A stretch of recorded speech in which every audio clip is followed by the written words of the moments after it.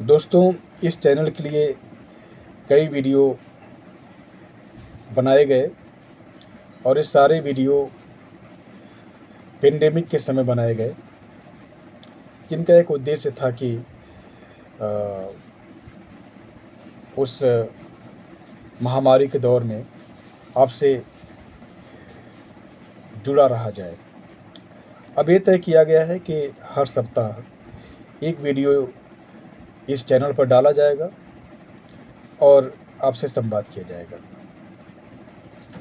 कोशिश ये होगी कि वीडियो के जो विषय हों वह हिंदी साहित्य के इतिहास, भाषा विज्ञान, काव्य शास्त्र और जो विमर्श है, ख़ास तौर से जो आदिवासी विमर्श है, उससे जुड़े हुए हों।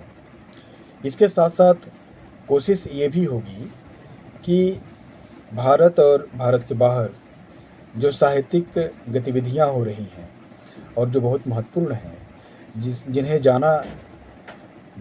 जानना बहुत आवश्यक है, उन पर भी कुछ विचार आपसे साझा किए जाएं।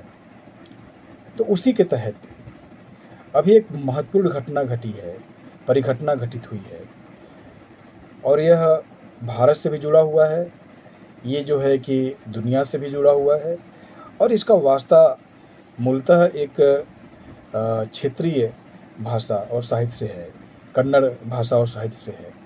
कन्नड़ की बहुत ही महत्वपूर्ण लेखिका हैं बानू मुश्ताक। बानू मुश्ताक की एक किताब आई है दोस्तों, जिसका अंग्रेजी में नाम है हार्ट लैम्प। ये किताब जो है मूलतः कन्नड़ में लिखी गई है, क्योंकि लेखिका भी कन्नड़ भाषी हैं और कन्नड़ में ही लिखती हैं। इस किताब का जो तर्जुमा है, जो अनुवाद है, वो दीपा भस्ती नाम की एक महत्वपूर्ण जो अनुवादक हैं हमारे समय की, जो कन्नड़ और अंग्रेजी में जिनका अनुवाद होता है, उन्होंने किया है। साथियों, बानू मुश्ताक पहली ऐसी कन्नड़ लेखिका हैं या लेखक हैं या रचनाकार हैं जिन्हें यह पुरस्कार, बुकर पुरस्कार, अंतर्राष्ट्रीय बुकर पुरस्कार हासिल हुआ है। तो ये सबके लिए बहुत गौरव का विषय है। ये हिंदी साहित्य के लिए, भारतीय साहित्य के लिए भी बहुत महत्वपूर्ण विषय है, बहुत गौरव का विषय है। और एक चीज़ और कि रेत समाधि तोमबाब सेंड के बाद यह दूसरी उपलब्धि है कि एक भारतीय लेखिका को यह पुरस्कार दिया जा रहा है। साथियों, अगर कन्नड़ की ही बात करें तो यह पुरस्कार या इस पुरस्कार को दिए जाने का एक उपक्रम जो है हुआ था, यू आर अनंतमूर्ति को दिए जाने का उपक्रम हुआ था, लेकिन वह सूचीबद्ध तो हुए थे उस पुरस्कार के लिए, लेकिन अंतिम तक नहीं पहुंच पाए। तो ले दे करके निष्कर्ष ये निकलता है कि बून मुश्ताक कन्नड़ साहित्य की पहली लेखिका हैं जिनको अंतर्राष्ट्रीय बुकर पुरस्कार 2025 में दिया गया। अगर हम बात करें कि अब तक कितने भारतीय लेखकों को यह पुरस्कार दिया गया है, तो उसमें कई सारे नाम हमारे सामने आते हैं। जैसे मैं आपको कुछ नाम बता ही देता हूँ।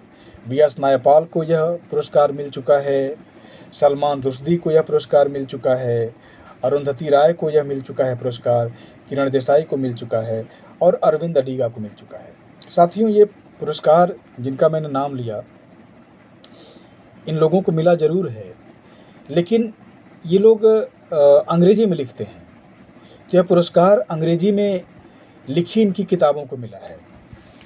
2005 में बुकर फाउंडेशन ने यह तय किया कि जो अनुदित कृति है, जो अंग्रेजी में नहीं लिखी जा रही है, किसी दूसरी भाषा में लिखी जा रही है और बहुत महत्वपूर्ण कृति है, तो अगर उसका अनुवाद उपलब्ध होता है तो उस अनुदित कृति को भी जो है पुरस्कार दिया जाएगा। 2005 में बुकर फाउंडेशन ने अनुदित कृति को पुरस्कार देने का फैसला किया और पुरस्कार का नाम रखा गया International Booker Prize for translated work. तो 2022 में यह पुरस्कार रेत समाधि के लिए मिला। रेत समाधि जो है गीतांजलि श्री की किताब है, नॉवेल है, उसको मिला। और यह पुरस्कार जो है कि दोनों में जो आपके जो मूल लेखक हैं और जो उसके अनुवादक हैं, दोनों में आधा आधा बंट जाता है। तो रेत समाधि का जो अनुवाद है वह डेजी रॉकवेल ने किया था। तो जो राशि है बुकर पुरस्कार की वह दोनों में, यानी कि गीतांजलि श्री में और डेजी रॉकवेल में आधा आधा बंट गया।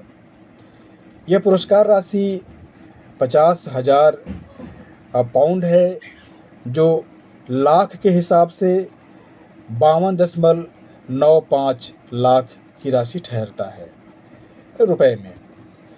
तो ये राशि जो है दोनों में बढ़ जाती है, मतलब कि मूल लेखक और अनुवादक में। इससे ये भी तय होता है कि अब जो अनुवाद है उसका एक सृजनात्मक महत्व भी स्वीकार कर लिया गया है। अनुवाद जो है वह द्वयम दर्जे का कार्य नहीं है। इसका महत्व उतना ही महत्वपूर्ण है जितना कि मूल लेखक। इसलिए जो बुकर इंटरनेशनल पुरस्कार मिलता है उसमें जो राशि है वह दोनों में मूल लेखक और अनुवादक दोनों में आधी आधी बंट जाती है। साथियों, जो जिसकी बात हम लोग कर रहे हैं ये हृदय दीपा, यानी कि बानो मुश्ताक। हृदय दीपा जो है बानो मुश्ताक की किताब है जो कन्नड़ में लिखी गई। यह 12 कहानियों का संकलन है और इसी किताब का अनुवाद दीपा भस्ती ने किया और हार्ट लैम्प नाम से किया। और इसी किताब को जो है अंतर्राष्ट्रीय बुकर पुरस्कार इस साल का प्राप्त हुआ। अब थोड़ा जानते हैं कि बानो मुश्ताक कौन है। साथियों, बानो मुश्ताक जैसा कि बात हुई, जैसा कि अभी हमने आपको बताया ही कि एक कन्नड़ लेखिका है जिनका जन्म 1948 में हसन नाम की एक जगह है कर्नाटक में, वहाँ पर हुआ था। ये पेशे से वकील हैं, पत्रकार हैं और इनकी अभिरुचि सामाजिक जो है कि गतिविधियों में भी है। तो एक सामाजिक कार्यकर्ता भी हैं और उसके साथ साथ ये एक महत्वपूर्ण लेखक हैं, एक महत्वपूर्ण लेखिका हैं कन्नड़ की। और अब तक इनकी कई सारी रचनाएं जो है वह प्रकाश में आ चुकी हैं। इनकी 6 किताबें कहानी संकलन की आ चुकी हैं, एक उपन्यास और एक निबंध संग्रह की किताब भी सामने आ चुकी है। साथियों, बानो मुश्ताक महिलाओं से जुड़े मुद्दे जो हैं उनके लिए काम करती हैं, जो कि पेशे से वकील है। तो उनके ही केस ये लेती हैं और इन्होंने मस्जिद में महिलाओं का प्रवेश हो, मस्जिद में महिलाएं जाकर के नमाज अदा कर सकें, इसके लिए एक मुहिम की अगुवाई की और एक लंबी कानूनी लड़ाई लड़ी। और बदले में इनको जो है क्या मिला? बदले में इन पर जो है जानलेवा हमले भी किए गए। बदले में इन पर जो है कि जानलेवा हमला किया गया, इनको प्रताड़ित करने का प्रयास किया गया। साथियों, इसके अलावा इनकी एक और पहचान है। वो ये पहचान है कि ये कर्नाटक की एक बहुत महत्वपूर्ण संस्था है, लेखकों की संस्था है, सामाजिक कार्यकर्ताओं की संस्था है, जिसका नाम है कर्नाटक बांध्य। इसको जानना इसलिए ज़रूरी है क्योंकि यह जो संस्था है इसका निर्माण इमरजेंसी के बाद किया गया। यह संस्था जाति और वर्ग के आधार पर अगर किसी व्यक्ति का उत्पीड़न हो रहा है तो उसके साथ खड़ी होती है, उसके लिए संघर्ष करती है। तो उसी से बानो मुश्ताक भी जुड़ी हुई हैं। बानो मुश्ताक उस संगठन से जुड़े रहने के क्रम में समाज का जो ताना बाना है, समाज की जो आंतरिक संरचना है, उसको समझने का जो है कि अवसर प्राप्त किया। और ख़ास तौर से मुस्लिम समाज, मुस्लिम परिवारों में, मुस्लिम परिवार की जो संरचना है, मुस्लिम परिवारों में जो मुस्लिम औरतों की स्थिति है, उसको समझने का मौका जो है बानू मुश्ताक को मिला। तो उनकी जो कहानियाँ हैं बानू मुश्ताक की, उन कहानियों में मुस्लिम समाज की जो आंतरिक परत है, वो जो है कि सामने आती है। वो आंतरिक परतें सामने आती हैं, खुलती हैं। और ख़ास तौर से मुस्लिम औरतों का जो खामोश दर्द है, मुस्लिम औरतों की जो सिसकियाँ हैं, जो कहीं सुनी नहीं जाती हैं, जो सामने आ नहीं पाती हैं, किरदारों के माध्यम से वो सारी चीज़ें जो है हमारे सामने आती हैं। किरदारों के माध्यम से उन दुखों को, उन सिसकियों को, उन परेशानियों को बानू मुश्ताक ने दर्ज किया है। मैं जो है कि कुछ कहानियों के हवाले से आपसे अपनी बात साझा करना चाहूँगा। हॉट लैंप में एक कहानी है ब्लैक कोबरा, बहुत महत्वपूर्ण कहानी है। ब्लैक कोबरा में ये बात सामने आती है कि एक औरत है जिसका नाम है अमीना। अमीना एक के बाद एक कुल 7 बच्चों की माँ बनती है और परिवार की जो परिस्थिति है वो चरमरा जाती है। ऐसे में अमीना जो है वह धर्म की तमाम, जो इस्लाम की जो तमाम जो व्यवस्थाएं हैं, उसके बरक्स एक फ़ैसला लेती है और फ़ैसला लेती है नसबंदी कराने का। तो यहाँ पर बहुत खामोश तरीके से एक औरत अपने निर्णय को निर्मित करती है, जबकि उसके निर्णय के खिलाफ समाज है, उसके निर्णय के खिलाफ जिस धर्म को मानती है वो भी है, लेकिन उसमें वह एक निर्णय लेती है, अपना एक स्पेस बनाती है और बहुत ही खामोशी से ऑपरेशन कराने का निर्णय लेती है। अब ये जो है निर्णय, पहली बात तो ये कि जो बच्चे हैं वह अल्लाह की नेमत हैं, या जो ऑपरेशन है, जो नसबंदी है, वह गैर धार्मिक है, गैर इस्लामिक है। उन सब के बीच, इन सारी परिस्थितियों के बीच एक औरत निर्णय लेती है और ये कहानी उस निर्णय तक पहुंचने की जो प्रक्रिया है उससे अवगत कराती है। एक द्वंद्व जो है, जो अमीना के अंदर उभरता है, उससे परिचय कराती है।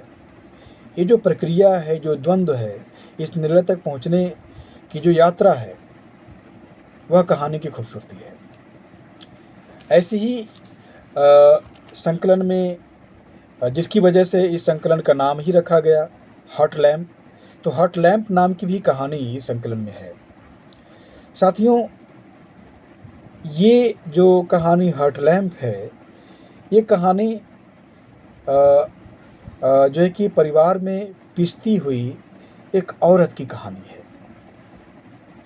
जो तमाम प्रकार के शोषण, तमाम प्रकार के दमन के बाद इस निर्णय पर पहुंचती है कि उसे आत्महत्या कर लेनी चाहिए, और वह आत्महत्या करने का पूरा निर्णय ले लेती है। उसी समय जो उसकी बेटी है वह आती है और माँ के गले में, माँ जो है उसका नाम मेहरून है, मेहरून के गले में अपनी बाहें डाल देती है और मौत के निर्णय पर, मौत कर लेने के निर्णय पर, आत्महत्या करने के निर्णय पर पहुंची हुई जो माँ मेहरून है, वह जिंदगी जीने के विकल्प का चुनाव करती है। ये कहानी इस मोड़ पर ले आती है कि हमारे सामने मान लो कि अगर 2 विकल्प हैं, किसी पात्र के सामने अगर दो विकल्प हैं, मौत का विकल्प और जीने के हौसले का विकल्प, तो हमें दरअसल अगर कहीं भी उम्मीद है, ज़िंदगी जीने के हौसले की कहीं भी उम्मीद है, तो हमें उसका दामन पकड़ना चाहिए। हमें मौत का दामन, मौत के विकल्प का चुनाव नहीं करना चाहिए। ये कहानी बहुत अर्थपूर्ण है और एम्पावर करती है। जो महरून की जो मजबूती है, वो दरअसल पाठक तक पहुंचती है और पाठक को मजबूत बनाती है। साथियों, इसी तरह की एक और कहानी है जिसका नाम है हाई हील शू। हाई हील शू में एक ज़बरदस्त थीम है जिसमें ये बात सामने आती है कि एक गर्भवती माँ है और जो गर्भ है उसके बीच उस माँ का संवाद होता है। माँ जो है गर्भ की बातें, कहानी के माध्यम से गर्भ जो है वह अपनी माँ को, कोख के अंदर का जो परिवेश है, जो सुरक्षा बोध है, जो वहाँ पर जीने की तमाम सहूलियतें हैं, उससे माँ को परिचित कराता है। और माँ जो है उन सारी सहूलियतों की तुलना दुनिया, जिस दुनिया को देख रही है, उससे करती है। वो अपने अजन्मे संतान की बात सुन करके डर जाती है और फिर इस निर्णय पर आती है कि इस गर्भ को, इस बच्चे को, इस अजन्मे बच्चे को जन्म दिया जाना चाहिए कि नहीं दिया जाना चाहिए। ये कहानी स्तब्ध करती है और सोचने पर मजबूर करती है। साथियों, इस संकलन में ऐसी ही तमाम कहानियां हैं जिससे गुजरते हुए आप मुस्लिम समाज की जो दिक्कतें हैं, वहाँ की औरतों की जो दिक्कतें हैं, उससे वाकिफ़ होते हैं।